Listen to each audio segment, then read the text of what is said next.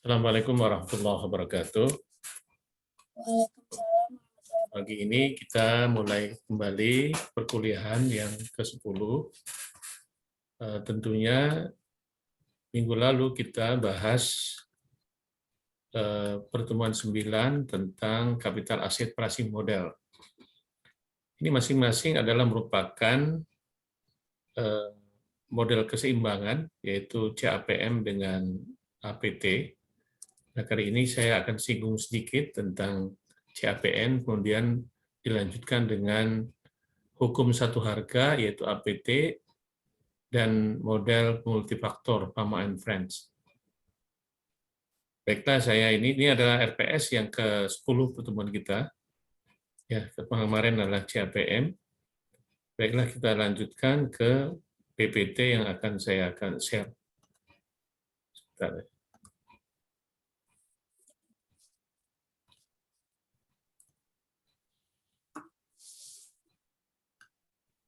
Singgung sedikit tentang CAPM yang kemarin.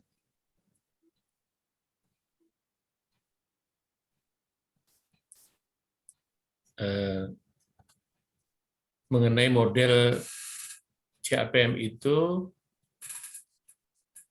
adalah bagaimana kita bisa memahami risiko yang relevan pada suatu aset dan bagaimana satu hubungan antara risiko dan return yang diharapkan. Juga model keseimbangan ini itu model yang menghubungkan antara risiko dengan aset ketika pasar dalam kondisi seimbang. Ini adalah CAPM. Jadi dua model yang dibahas ini adalah minggu lalu CAPM, kemudian saat ini adalah arbitrase pricing theory. Nah, sebagaimana kita ketahui bahwa CAPM ini adalah model hubungan antara tingkat return harapan dari suatu aset berisiko dengan risiko dari aset tersebut pada kondisi pasar yang seimbang. Jadi CAPM ini dibangun oleh teori portofolio Markowitz, kemudian portofolio yang harapannya menjadi portofolio yang efisien, yang berada di sepanjang kurva efisien frontier. Kemudian CAPM juga diperkenalkan secara terpisah ya dari oleh SAP ya, dari Linter dan Mosin pada pertengahan tahun 1960-an. Kemudian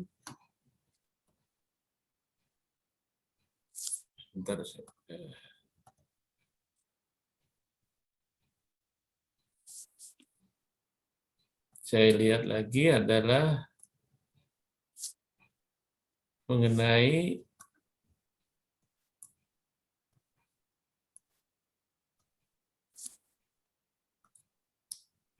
sedikit mengenai asumsi-asumsi yang digunakan oleh model CAPM.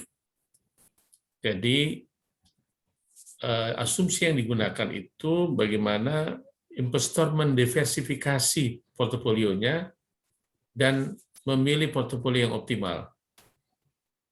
Jadi itu harus ada tekanan, yaitu adalah portofolio yang optimal, di mana sesuai dengan garis portofolio yang efisien. Jadi optimal itu adalah garis lengkung yang masuk dalam garis portofolio efisien. Semua investor mempunyai distribusi probabilitas tingkat return masa depan yang identik. Semua investor memiliki periode waktu yang sama. Jadi dalam memberikan semua tekanan investasinya itu dalam periode yang sama. Semua investor itu dapat meminjam atau meminjamkan uang pada tingkat return yang bebas risiko. Ini asumsi yang digunakan oleh CAPM. Tidak ada biaya transaksi, ya, tentunya dalam prakteknya nggak mungkin ya. Ini adalah asumsi yang digunakan. Pajak pendapatan, inflasi juga tidak ada. Terdapat banyak sekali investor, sehingga tidak ada investor tunggal yang dapat mempengaruhi harga sekuritas. Semua investor adalah price taker, ya. Mohon di on cam nggak ya? Di on cam, ya. Kemudian portofolio pasar. Kita lihat bahwa ada namanya portofolio pasar, yaitu portofolio pada kondisi yang seimbang. Jadi semua investor akan memilih portofolio pasar, yaitu portofolio yang optimal yang berada sepanjang kurva efisien atau kurva frontier, ya, di sini dia dalam garis M tadi. Kemarin sudah dijelaskan, dalam kondisi pasar yang seimbang itu semua investor akan memilih portofolio pada titik M sebagai portofolio yang optimal. Terdiri dari aset-aset yang sini garis lengkung ini, itu sebetulnya aset-aset yang berisiko. Kemudian portofolio pada titik M ini akan selalu terdiri dari semua aset berisiko dan merupakan portofolio aset berisiko yang optimal. Jadi yang berisiko yang optimal itu artinya mempertimbangkan return dan risiko. Dengan demikian risiko portofolio pasar hanya terdiri dari risiko sistematis yang tidak dapat dihilangkan oleh diversifikasi. Jadi namanya ada risiko sistematis dan risiko tidak sistematis. Kalau yang risiko sistematis tadi, risiko yang tidak bisa dihilangkan oleh diversifikasi seperti inflasi, ya, itu risiko sistematis. Tapi kalau risiko tidak sistematis itu ada risiko internal yang bisa dihilangkan atau dikurangi oleh diversifikasi. Secara umum, portofolio pasar dapat diproksi dengan nilai indeks pasar. Indeks pasar itu bisa seperti IHSG atau LQ45, itu adalah yang mencerminkan sekumpulan dari indeks-indeks individu, ya. Kemudian garis pasar modal, ya, yang disebut dengan capital market line itu menggambarkan hubungan antara return harapan dengan risiko total dari portofolio efisien pada pasar yang seimbang. Jadi memang ini ada hubungan yang positif, ya, antara return harapan dengan risiko total. Jika kurva efisien frontier pada gambar 61 yang kita lihat tadi, yang sini 61, yang lihat tadi adalah 61 seperti ini, kemudian dihilangkan, nah, pada titik M itu sebagai portofolio aset berisiko yang optimal kemudian diambil, maka kita akan mendapatkan garis RF-L yang merupakan garis pasar modal, capital market line, ya. Di sini ada capital market line yang kita masukkan ke sini. RF sama dengan L itu adalah garis capital market line. Ini namanya CML. Di gambar 62 ini juga menggambarkan risiko portofolio pasar, ya.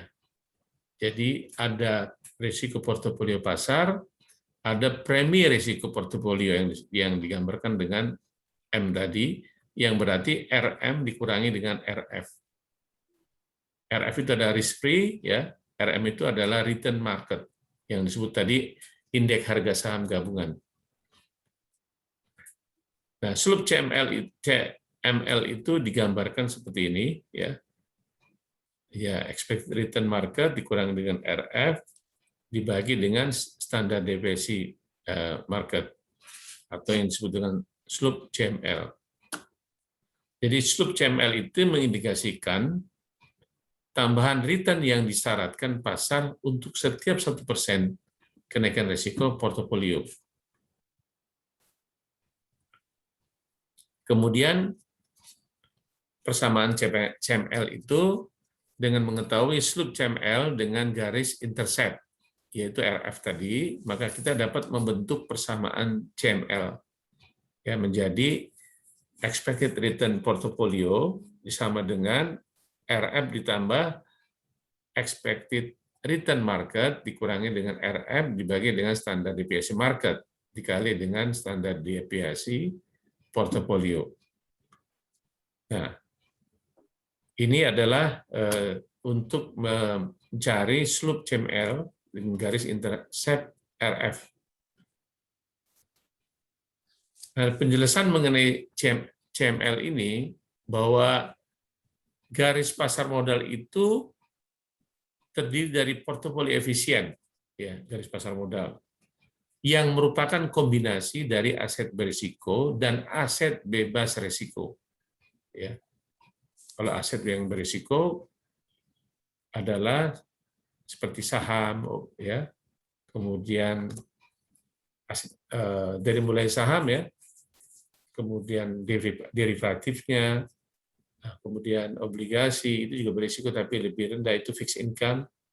Itu adalah merupakan aset-aset yang berisiko dari urutan paling berisiko, kemudian medium, kemudian paling rendah. Nah, kayak yang disebut dengan aset tidak berisiko itu bebas risiko itu disebut dengan RF, return market, itu yang disebut dengan SBI. Jadi portofolio M itu merupakan portofolio yang terdiri dari aset berisiko atau yang disebut dengan portofolio pasar. Ya, sedangkan titik RF itu merupakan pilihan aset berisiko. Ya, kombinasi atau titik-titik portofolio sepanjang RF dikurangi M itu merupakan portofolio yang efisien bagi investor. Jadi kombinasinya itu seperti itu. Jadi slope CML ini akan cenderung positif karena adanya asumsi bahwa investor bersifat risk averse. Artinya investor hanya akan mau berinvestasi pada aset yang berisiko jika mendapatkan kompensasi berupa return harapan yang lebih tinggi. Jadi kalau ada harapan yang lebih tinggi, dia berani untuk mengambil risiko. Walaupun cenderung investor itu sebetulnya tidak mau mengambil risiko. Berdasarkan data historis, adanya risiko akibat perbedaan return aktual dan return harapan. Jadi bisa menyebabkan slope CML yang negatif, ya. Kemudian slope negatif ini terjadi bila tingkat return aktual portofolio pasar lebih kecil dari tingkat keuntungan bebas risiko. Itu negatif. Garis pasar modal dapat digunakan untuk menentukan tingkat return harapan, yang disebut dengan expected return itu, untuk setiap risiko portofolio yang berbeda. Di portofolio yang berbeda itu juga bisa menentukan tingkat return harapan. Ya. Sekarang garis-garis pasar sekuritas. Garis-garis pasar sekuritas itu adalah hubungan antara tingkat return harapan dari suatu sekuritas dengan resiko sistematis atau yang disebut dengan beta. Jadi diproksikan dengan beta. Jadi resiko yang semakin tinggi di pasar itu diukur dengan beta yang semakin tinggi. Kemudian SML dapat digunakan untuk menilai keuntungan suatu aset individual ya pada kondisi pasar yang seimbang. Sedangkan CML dapat dipakai untuk menilai tingkat return harapan dari suatu portofolio yang efisien. Jadi bisa dipakai untuk portofolio yang efisien CML ya. Pada suatu tingkat risiko tertentu. Formula untuk mendapatkan expected return dari suatu sekuritas menurut model SML adalah expected return individual sama dengan RF dikurangi dengan beta. Ya, mencari beta itu adalah bisa dengan data historis ya, mulai per bulan. Jadi kalau betanya itu besar, Anda bisa pakai Excel ya, di semua per bulan itu return-returnnya. Nah, itu setiap ininya dijumlahkan dengan terus kemudian diformulakan dengan beta, maka dapatlah beta ya. Kalau betanya besar, maka risikonya besar. Kemudian dikali expected return market dikurangi RF. Di dalam hal ini beta individual itu sama dengan standar deviasi. Standar deviasi itu risiko total ya dari individual market, individual jadi IM, kemudian variance sekali. Ini variance dibagi dengan variance ya. Itu sama dengan beta individual. Ini adalah gambar garis pasar atau yang sekuritas yang disebut dengan SML. Itu kalau aset yang risikonya lebih kecil dari pasar, itu adalah 0 sampai dengan lebih kecil ya, BM atau yang disebut beta market sama dengan 1, tapi lebih besar daripada 1, aset yang risikonya lebih besar daripada pasar. Semakin kecil, semakin bagus. Return sekuritas yang disyaratkan. Apa sih itu return sekuritas yang disyaratkan? Berdasarkan hubungan tingkat return dengan beta, maka komponen penyusunan required rate of return terdiri dari tingkat return bebas risiko dan premi risiko. Jadi bebas risiko dan premi risiko. Kalau premi risiko tadi RM dikurangi dengan RF. Secara matematis, hubungan tersebut dapat digambarkan sebagai K1, KI sama dengan tingkat risiko aset bebas risiko, ditambah dengan premi risiko sekuritas. Jadi, dalam hal ini, KI itu adalah tingkat return yang disyaratkan investor pada sekuritas, yang disebut dengan required rate of return tadi. Untuk mendapatkan itu sama dengan tingkat risiko aset bebas risiko ditambah dengan premi risiko sekuritas atau RR ditambah dengan beta kali expected return market dikurangi dengan RM. Ini adalah return yang disyaratkan. Contohnya adalah diasumsikan beta saham PT Gudang Garam 0,5 dan tingkat return bebas risiko adalah 1,5%. Jadi tingkat return pasar harapan atau tingkat return expected return itu diasumsikan sebesar 2%. Dengan demikian, maka tingkat keuntungan yang disyaratkan investor untuk saham PT Gudang Garam adalah 1,75. Ya, jadi dimasukin RF-nya, kemudian betanya diketahui 0,5, RM-nya return market 0,02, ya dari sini 0,2, return pasar, kemudian dikurangi dengan 0,015. Ya, 0,15 itu adalah RF-nya. Maka hasilnya adalah 1,75. Nah, di sini kemarin sampaikan adalah sekuritas yang undervalued atau overvalued. Nah, gambaran daripada sekuritas yang undervalued, overvalued itu menilai bagaimana sekuritas yang undervalued atau overvalued itu menggunakan SML. Ini SML, return yang diharapkan, kemudian beta. Jadi garis SML itu letak di sini, yaitu antara beta A dengan beta B. Ya, dia mempunyai garis diagonal.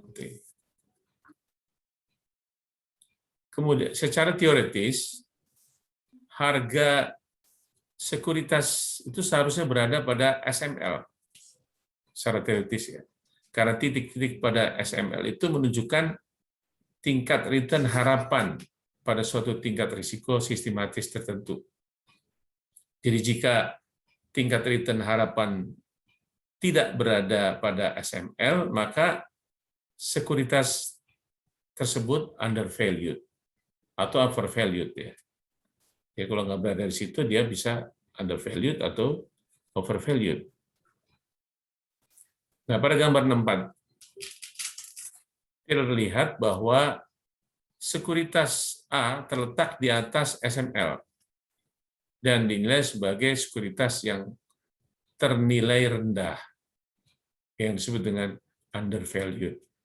Karena tingkat return harapan, expected return, itu lebih besar daripada return yang disyaratkan. Jadi kalau undervalued itu, the expected return lebih besar daripada return yang disyaratkan. Sedangkan overvalued, sebaliknya ya, terletak di bawah SML, sekuritas ini B ini yang disebut dengan overvalued karena tingkat return yang diharapkan lebih kecil daripada tingkat return yang disyaratkan.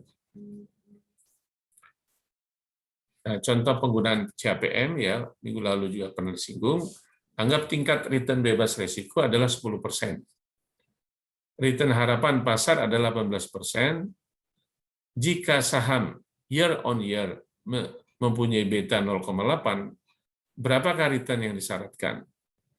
Berdasarkan CAPM, rumus CAPM itu adalah 16,4%.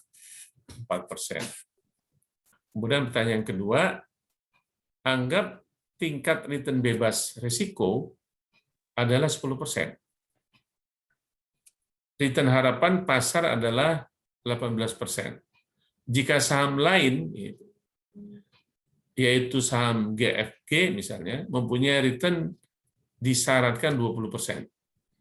Return yang disyaratkan 20%. Required rate of return ya tadi ya. Berarti ini pertanyaannya yang K1. Ya. Jadi yang diketahui ya K1 20%, udah diketahui ya K1-nya yang diharapkan. Yang disyaratkan ya 20%. Sama dengan 10% ditambah dengan beta dikali dengan expected return RM dikurangi dengan RF. Jadi betanya, ini ditanya betanya, itu 1,25. Nah, kira-kira kalau 1,25 bagaimana? Lebih kecil atau lebih besar? Tentunya lebih besar ya. Lebih besar daripada 1 itu. Agak berisiko ini ya. Nah, sekarang bagaimana mengestimasi beta? Untuk mengestimasi beta, yaitu dengan rumus seperti ini. Return sama dengan alpha tambah dengan beta I dikali RM tambah error I. Ini adalah rumus regresi sebenarnya. Kalau ada EI-nya itu rumus regresi. Jadi bisa diregres ya. Nah, bisa dengan Excel, bisa dengan hitungan pakai SPSS, regresi itu bisa. Jadi mengestimasi beta ya. Nah, estimasi beta itu dengan market model bisa diestimasi dengan tadi meregres return sekuritas yang akan dinilai dengan return indeks pasar. Tentunya ada di regres ya. Kalau untuk sederhananya ya pakai Excel aja.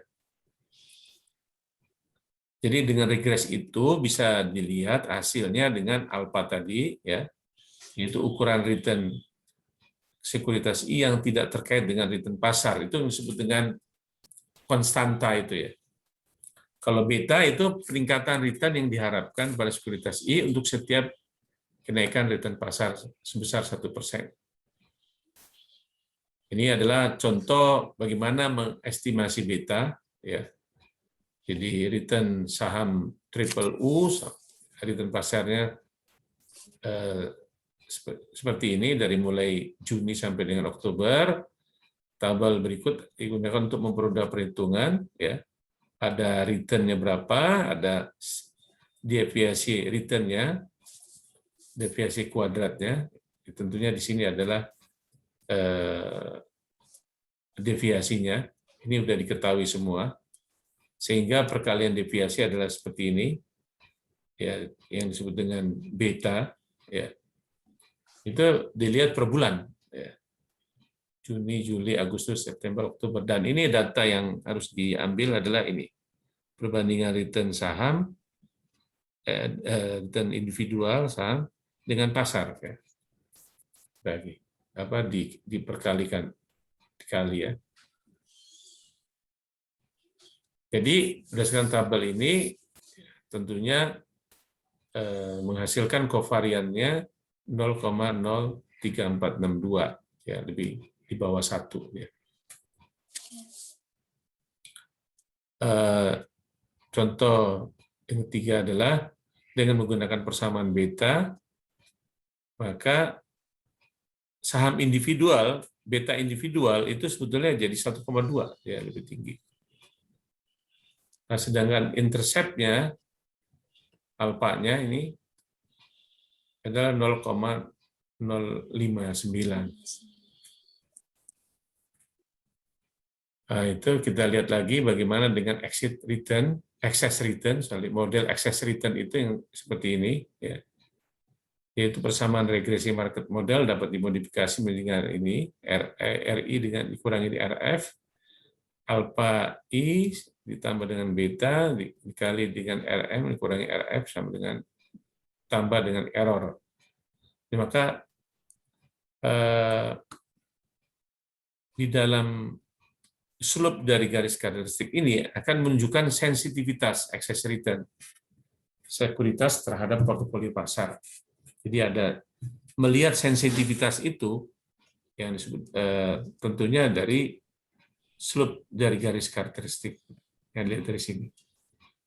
Ya, meneruskan contoh saham triple U tadi, anggap RF-nya ada 5%, maka return saham ya triple U dan return pasar dapat diubah menjadi seperti pada tabel ini.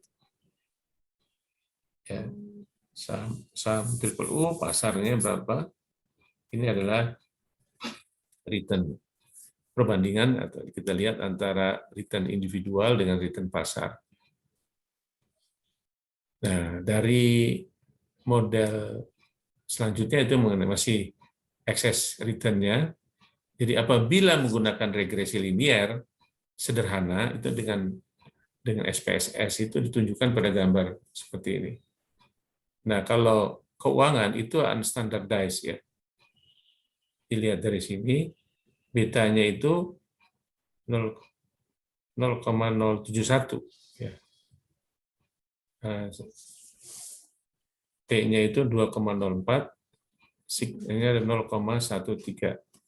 Nah, tentunya ini mempunyai sedangkan dividen variabelnya, dependent variable itu adalah menunjukkan variabel yang dipengaruhi ya.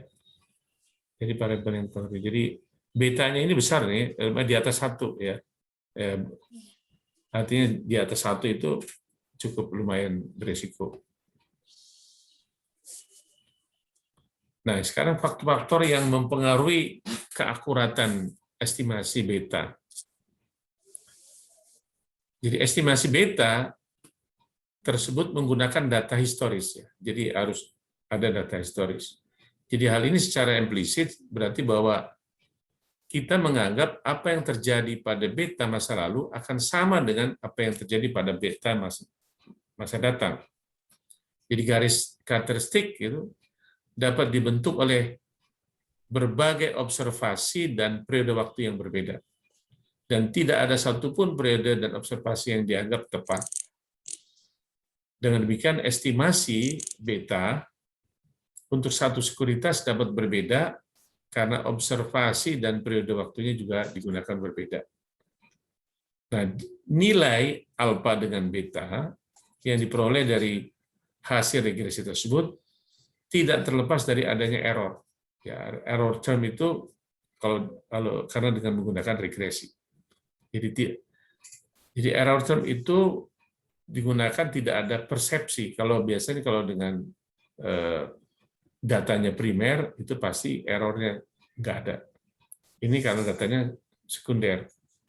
Sehingga bisa jadi estimasi beta tidak akurat, ya, karena alfa dan beta tidak menunjukkan nilai yang sebenarnya. Ya. Alfa dan beta itu kan estimasi, gitu ya. Nilai yang tidak menunjukkan yang sebenarnya.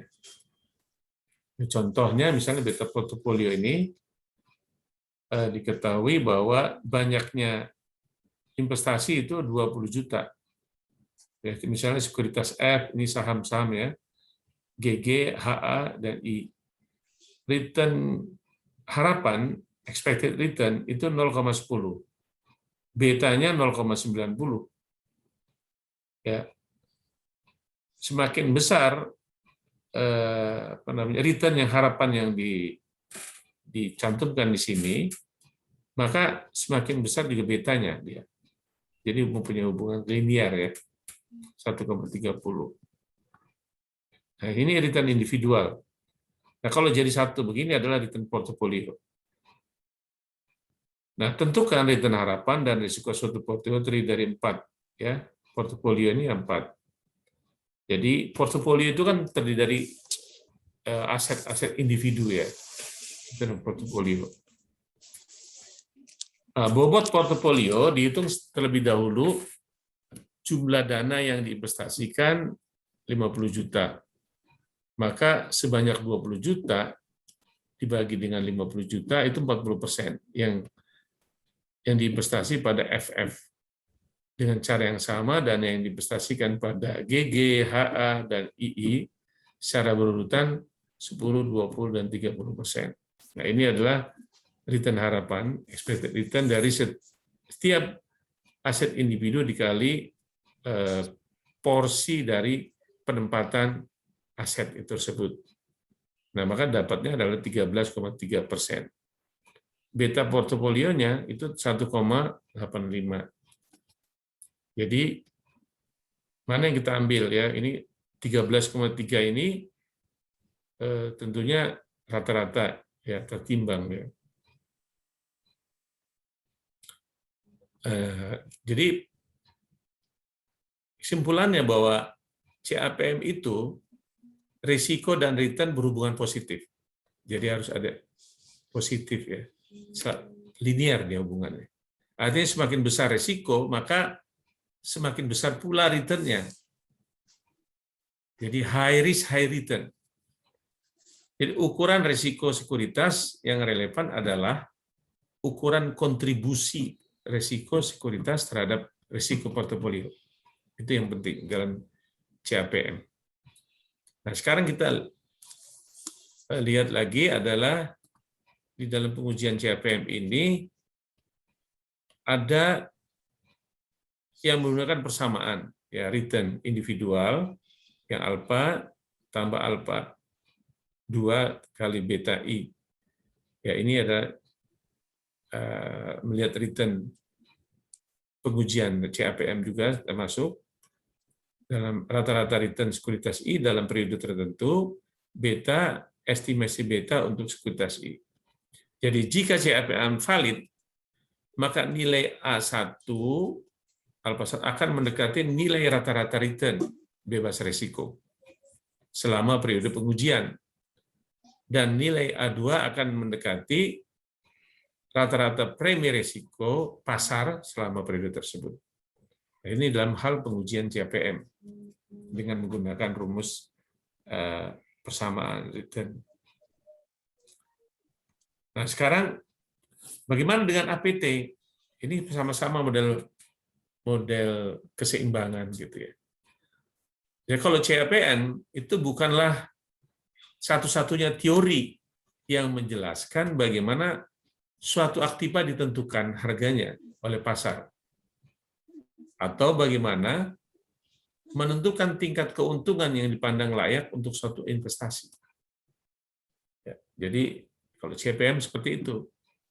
Kalau menurut Ross, itu dalam teori APT, kalau CAPM, analisnya dimulai dari bagaimana pemodal membentuk portofolio yang efisien, ya, kalau CAPM, sedangkan APT mendasarkan diri dari atas pemikiran yang sama sekali berlainan. yang sama sekali berlainan ya. Nah, ini lihat. Jadi APT itu menggunakan pemikiran yang menyatakan bahwa dua kesempatan investasi yang mempunyai karakteristik yang identik sama tidak bisa dijual dengan harga yang berbeda. Nah, konsepnya adalah hukum satu harga, sebetulnya APT itu. The law of one price. Jadi apabila aktiva yang berkarakteristik sama tersebut terjual dengan harga yang berbeda, maka akan dapat kesempatan untuk melakukan arbitrase dengan aktiva yang berharga murah. Dan pada saat yang sama, menjual dengan harga yang lebih tinggi, ya, sehingga memperoleh laba tanpa risiko. Jadi tentunya kalau saya punya bursa efek yang berbeda, Anda beli bursa efek A, kemudian harga yang murah, kemudian dia menjual dengan harga yang pada waktu yang sama, menjual kepada bursa efek B dengan harga yang lebih mahal, itu yang disebut dengan ada APT, arbitrase. Bagaimana teori penetapan harga arbitrase? Salah satu alternatif model keseimbangan selain CAPM adalah arbitrase tadi.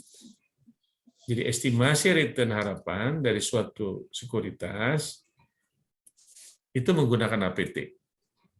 Tidak terlalu dipengaruhi oleh portofolio pasar seperti hanya dalam CAPM. Jadi hal ini berbedanya ada di situ.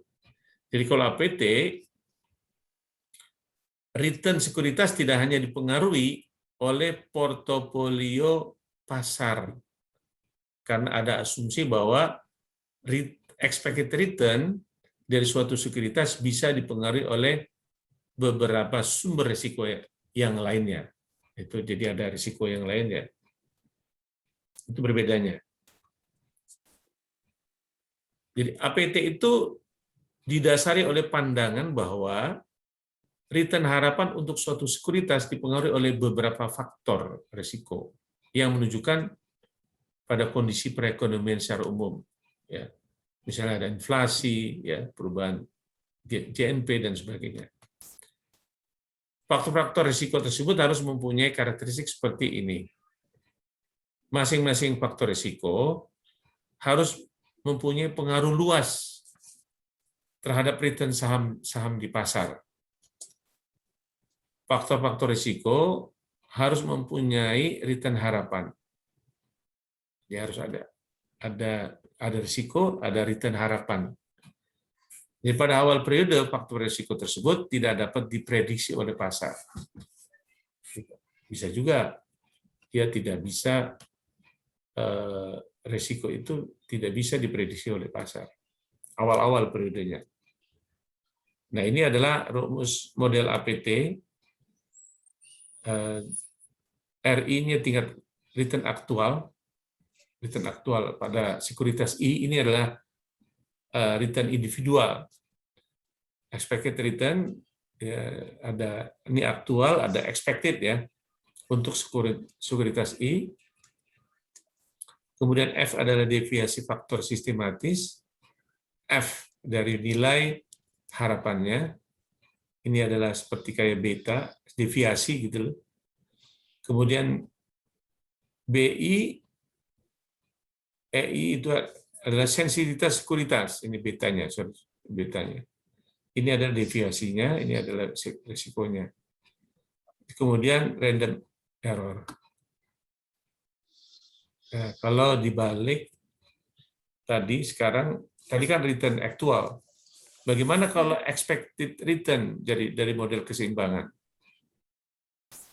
Nah, itu seperti ini. Jadi A-nya adalah return harapan dari sekuritas I bila risiko sistematis sebesar 0. Jadi kalau risiko sistematisnya sebesar 0, maka return harapan sebesar A0. Ya. BI, koefisien yang menunjukkan besarnya pengaruh faktor N terhadap return sekuritas I. Kemudian F itu ada premi risiko untuk sebuah faktor, misalnya premi risiko untuk F1 adalah E F1 dikurangi dengan A. Itu adalah seperti itu. Kalau Kalau model keseimbangan kan premi risiko itu RM dikurangi RF ya. Risiko dalam APT didefinisikan sebagai sensitivitas saham terhadap faktor-faktor ekonomi makro yang disebut dengan beta itu, BI itu adalah sensitivitas saham. Dan besarnya return harapan akan dipengaruhi oleh sensitivitas tersebut.